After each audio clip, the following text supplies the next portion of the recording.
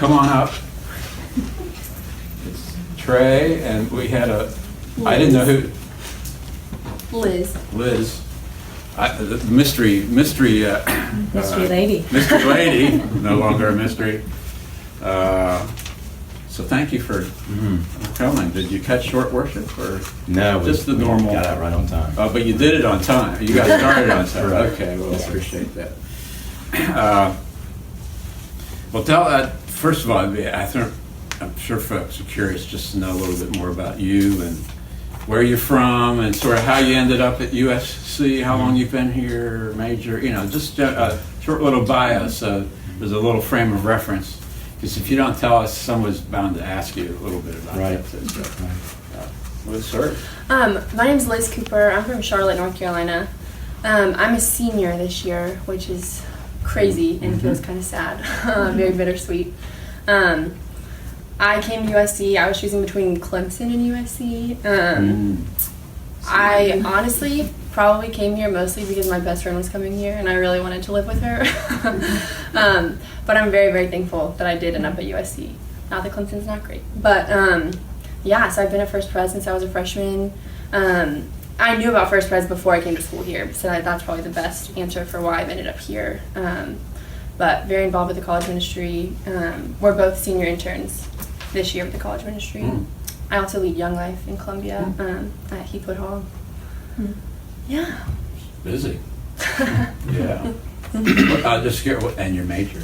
I study marketing and management. Okay. I'm Trey. I'm a senior at Carolina as well. I'm from Lynchburg, Virginia. And I my dad was a Carolina fan. My aunts, uncles, I'm number 9 in my family to come down to Carolina, so I was brainwashed into that from a very young age. And so came here David Henderson's first year as college director. Was also my freshman year. And so I've been able to watch the college ministry grow from 8 or 10 folks to 80 on a given Sunday, which is a massive blessing. What else was I supposed to talk about? That's good. Major, right. Major, I'm retail management, and I really enjoy insurance. Hoping to, I know that's something Did you bring your appointment book? Right, I know it's my here, but insurance is what I would love to get into after school. And there's a reason for that. Right, my father's an insurance guy, and kind of grew up, realized, okay, this is pretty cool. But so that's, you sort of hinted at how you got introduced to the church and the college ministry. I think folks will also be curious how you got introduced to the Lord. So a little brief testimony would be great. You thought you were coming to talk about whales. We're going to cover everything. Talk about whales. Kind of pulled the rug out from underneath. I grew up in the church. Grew up in a Reformed Presbyterian background. Praise the Lord. Our church was in the PCUSA stream and realized the apostasy of the church and got out. We're EPC now, and EPC can be a little wishy-washy, but we were blessed enough to, I say that lightly. Rivermont EPC, yes ma'am. Okay, that's really cool. It's a phenomenal church, gospel teaching, Bible believing church. They are more the conservative, reformed side. Went to a Christian high school, had a very nominal faith, and then entering into my freshman year at Carolina, pledged a fraternity. Chi Psi was my dad's fraternity, pledged it. Ironically, trying to be a light to the kids in the fraternity, and just got, my faith just wasn't anchored in the Lord, and I just got sucked right into everything that was going on, the drinking, the drugs, the partying, I mean, all of it, the whole scene. And it wasn't until, about a year and a half down the road, middle of my sophomore year, the Lord really opened my eyes and said, Trey, you've been living in sin, not just these first couple years of college, but your entire life. The RUF campus director, Samuel Rhodes, always says that college doesn't change your heart, it reveals your heart. And that's exactly what happened when I came to Carolina. And the Lord has just worked a mighty work in my life since then, and really brought me to my knees, and has just been faithful to me ever since. Kind of chuckling because this is going to sound really similar to his story for a lot of it. But I also grew up in a Reformed Presbyterian church in Charlotte that my parents started when I was really young. I went to a Christian school from first grade until I graduated. And I really don't remember a day that I didn't know the Lord. But high school was definitely a time for me where I was very rebellious in a very secretive way. Like, I don't know that my parents ever would have really known. I was lying about a lot of things and doing a lot of things that I thought that I never would have done. I cared a ton what people thought. I still do. I still definitely struggle with fear of man. But yeah, and that carried into my freshman year of college. And then one day I kind of just was sitting in my dorm and I was like, I'm tired of living this way. Been going downtown a lot. And I was having fun. It wasn't that I wasn't really enjoying it. And it wasn't even like a huge like spiritual turnaround. I think I just kind of reached a place where I was like, I'm tired of this and I'm not having the most fun with it right now.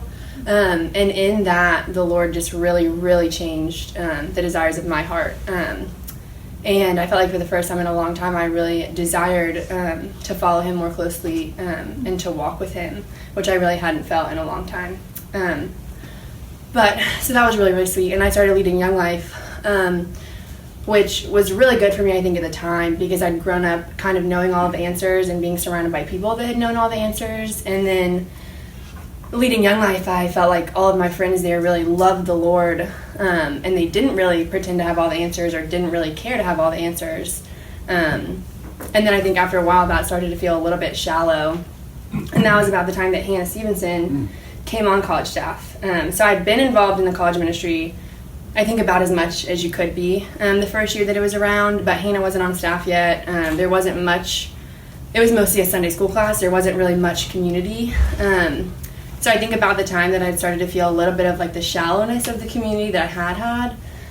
The community here really started to grow, and it was rich and it was deep, and that has been really wonderful and really sweet to watch and be a part of. And the Lord has used that in huge ways. Thank you for sharing.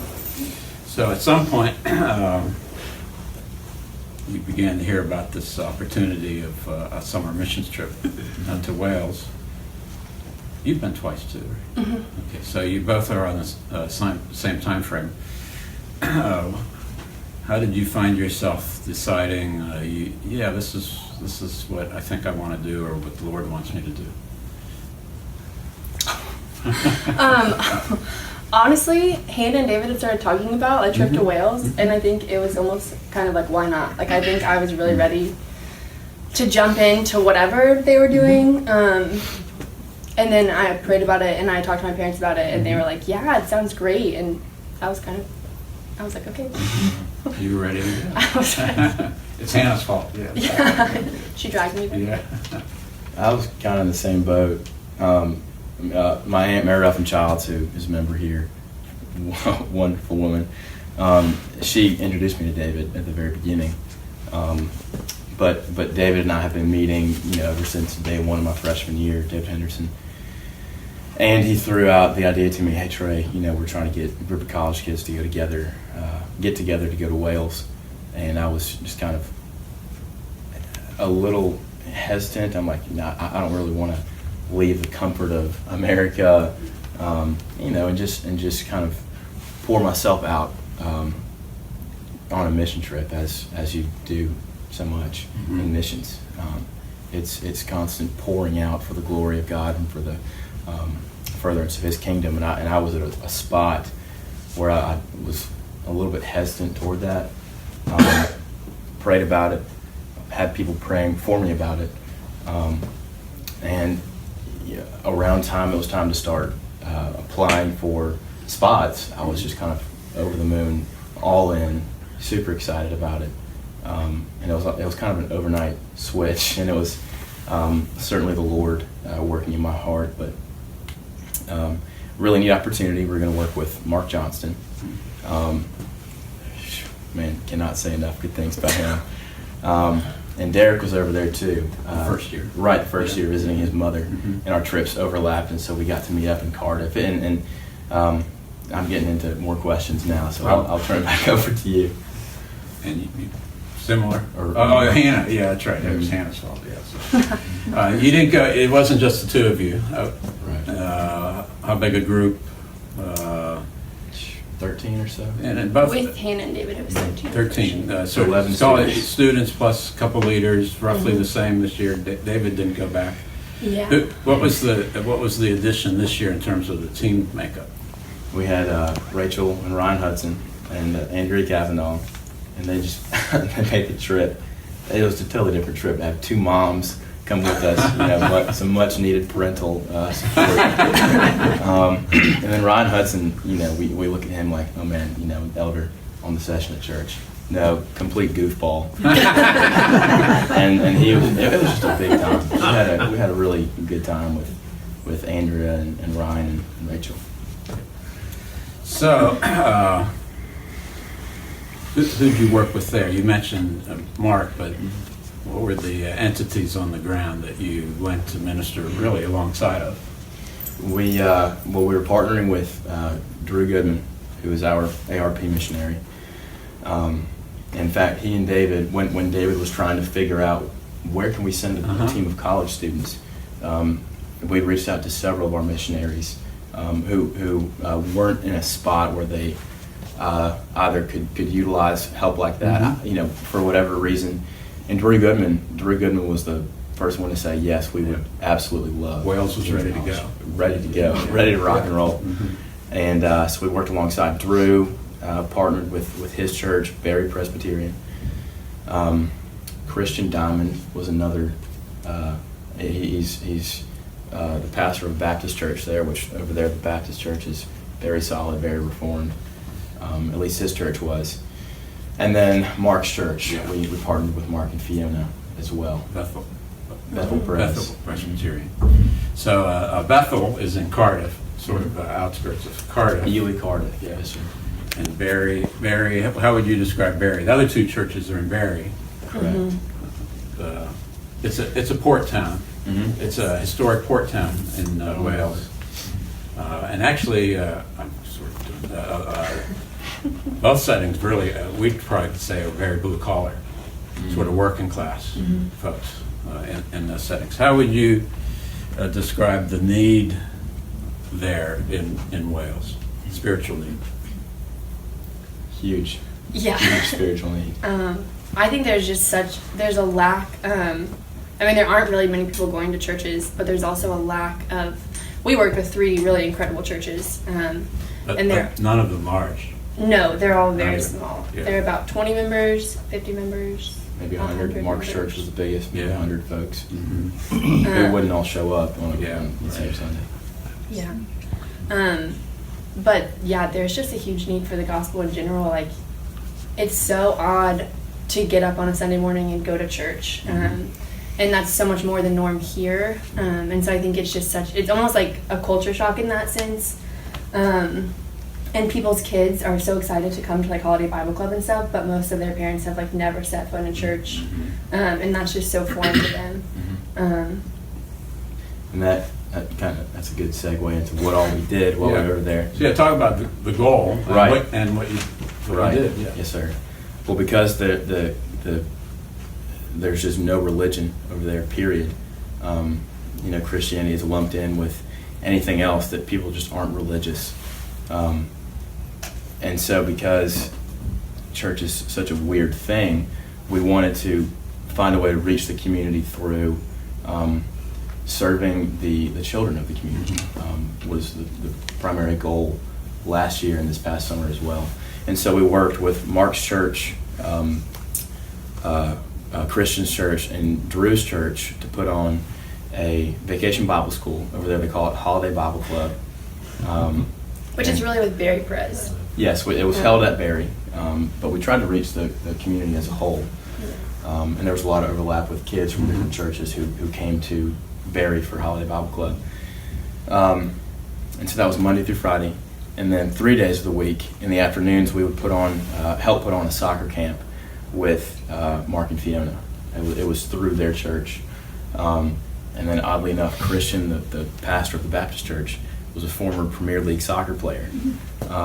It's just outrageously good at soccer, football as they call it over there.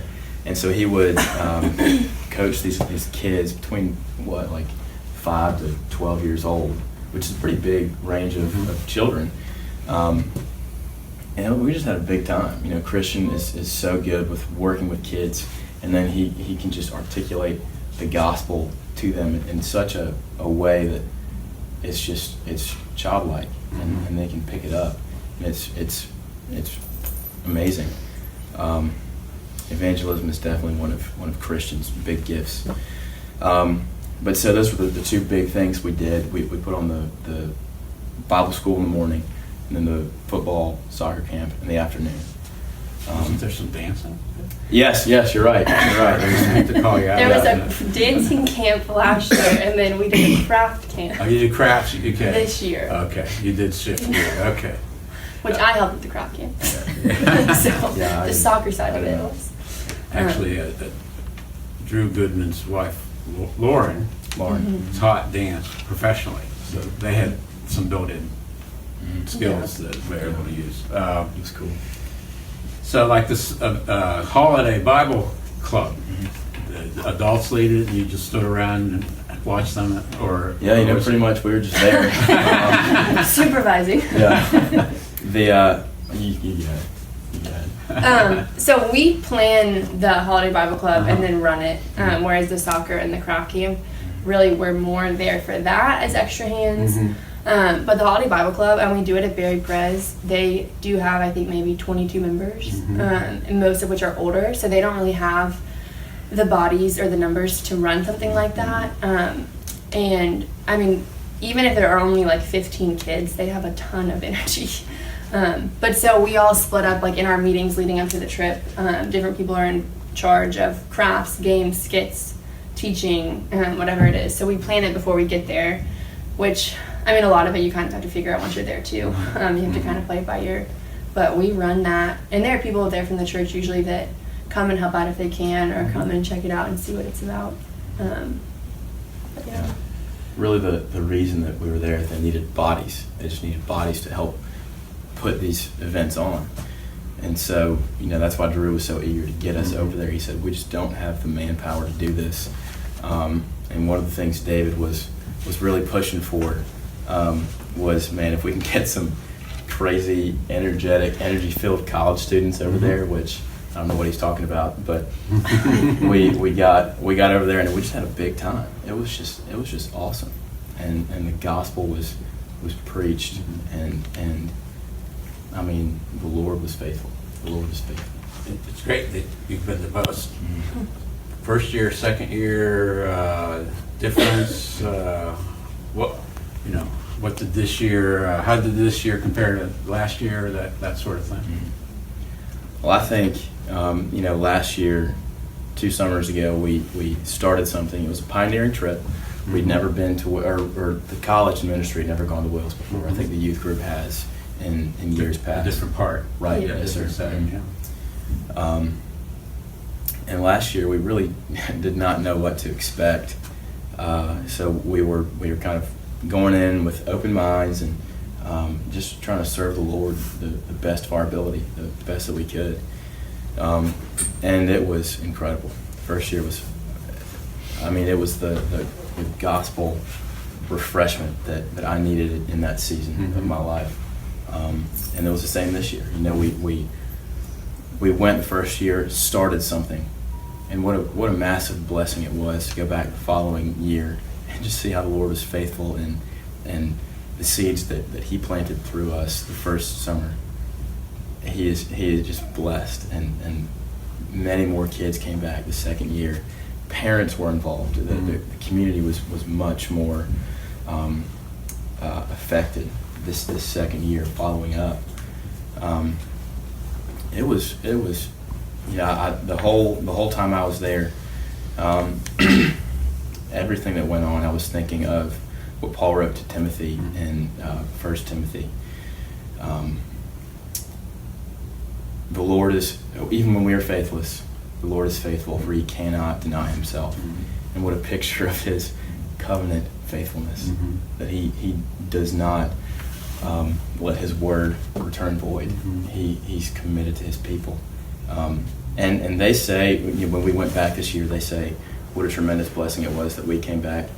I just don't believe that, because I think I can speak for both of us when I say we both got, the whole team got so much more out of going and serving than the people we serve. There's no doubt in my mind that we got tremendously more than they got. It was awe-inspiring is really the best word I can use. Just awesome to see the power of the Lord at work. Any particular highlights for either of you? More on the personal side. So with every church, we had the privilege of doing something a little bit different with each of them. So we worshipped at Berry Prez on Sunday morning, and then we were at Bethel Prez Sunday night, and then Bethel Baptist Wednesday night for a prayer meeting. And I think the Wednesday night prayer time at Bethel Baptist was a huge highlight for me. Just because I think that here we don't always have a good, I don't know, I think it was really eye-opening in some sense. We kept saying that it was a taste of heaven, because it really was. And it was just a picture of the fact that we have our church here, First Pres, which all of us probably love so much. But we also have brothers and sisters all over the world, and many in Wales that we didn't get to meet either. But in some sense, we're all united in we're on the same team, like we have the same goal.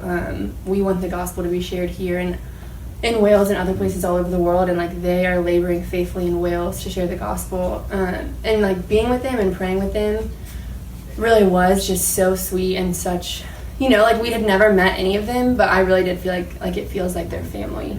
And so I think it was really cool. And it was just a good perspective that like, it's not all about Columbia and it's not all about First Pres, it's not all about America, but the Lord has his people everywhere. And we won't get to meet all of them now, but we will spend an eternity with them. And so it was just so cool to think about. And I think, so we also got the privilege of worshiping in London at All Saints, or All Souls. And that was really cool too, and I think a picture of kind of the same thing, and just really sweet. Yeah, I think one of my favorite parts was just the variety of worship that we got to experience. And Liz said we went to Berry Sunday morning, Bethel Prez Sunday evening, and then the prayer, I guess it was a service, prayer meeting on Wednesday night. And I mean, a taste of glory is the exact way that I would put it. It was believers praying with their Lord, having never met before, just in the body of Christ, and we could feel the camaraderie, just having never met any of these folks. I'm speaking especially of the Wednesday night prayer meeting. And then to hear Mark preach, to hear Drew preach, and exposit the scriptures the way they did, the way they're always known for, it was just a huge treat. And then we went to London also, tail end of the trip, and worshiping at All Souls. It was the most multicultural church I've ever been to. Literally people from everywhere. Everywhere. Yeah. In fact, I just yesterday got a Facebook message from a guy I met, Masao, I forget his last name, Masao, but he's from Indonesia, and he's been working with All Souls Church, partnering with his church back in Indonesia, helping out Indonesian kids for 20 years.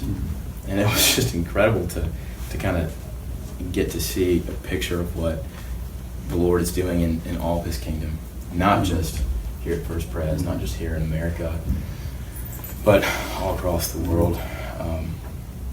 The kingdom of God is growing, and it was such an encouragement to be able to witness that. It was also really sweet because a lot of the kids, Trey said this earlier, that were there last year came back. And so I think it is kind of like last year was a pioneering trip, and now we're building on what was started, and that's really cool that those relationships, like we actually did build relationships with kids, and I don't know, I mean, some of them had not come back to the church at all the whole year, but like as soon as they knew that we were doing Holiday Bible Club, like they were really excited to be back, which is just really sweet, and good to see them all again. There really is a partnership in ministry that the college ministry has developed with